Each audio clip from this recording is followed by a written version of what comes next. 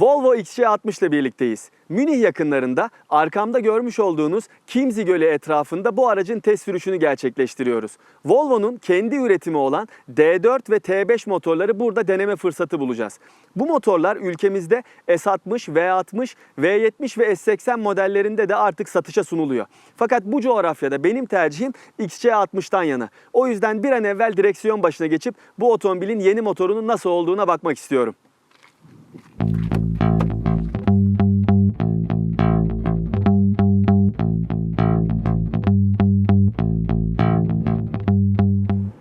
XC60'ın direksiyonu başındayım. Fakat motor özelliklerine geçmeden önce kısaca tasarım detaylarından bahsetmek istiyorum.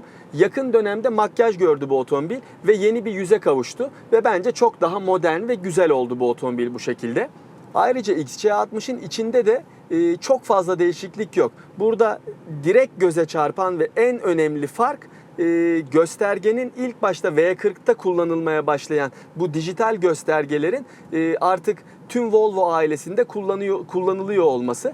XC60'da da bu gösterge tablosu kullanılıyor ve benim çok hoşuma gidiyor açıkçası. Volvo modellerinde en çok sevdiğim bir diğer özellik var. O da direksiyonun derinliğinin çok uzun bir mesafede ayarlanabiliyor olması. Çünkü bu sayede ben çok rahat bir şekilde ideal oturma pozisyonunu ayarlayabiliyorum ve tahmin ediyorum hem çok kısa boylular hem de çok uzun boylular bu sayede kendi rahat oturma pozisyonlarını ayarlayabiliyorlardır. Şimdi de sıra geldi merakla beklenen motor özelliklerine. Öncelikle bu yeni motorların Volvo'nun tamamen kendi üretimi olduğunu söyleyebilirim.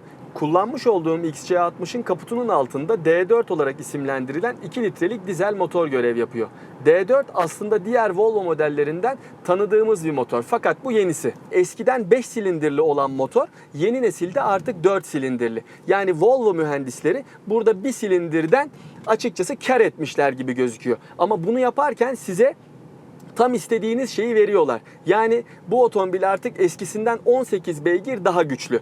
Güç artışıyla birlikte 181 beygire çıkmış olmasına rağmen motorun torkunda bir artış yok. Yani eskiden olduğu gibi yine 400 Nm'lik ve bence oldukça tatmin edici tork değeri burada korunmuş. Motordaki bu değişiklikler tabii size performans anlamında da geri dönüyor.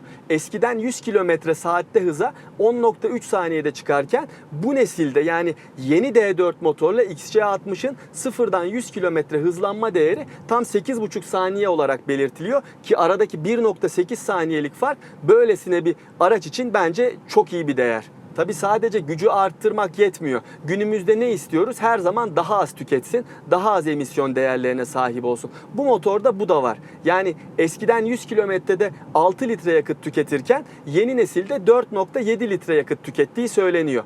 Tabii açıkçası fabrika tarafından belirtilen değerleri yakalamak günlük hayatta çok kolay değil.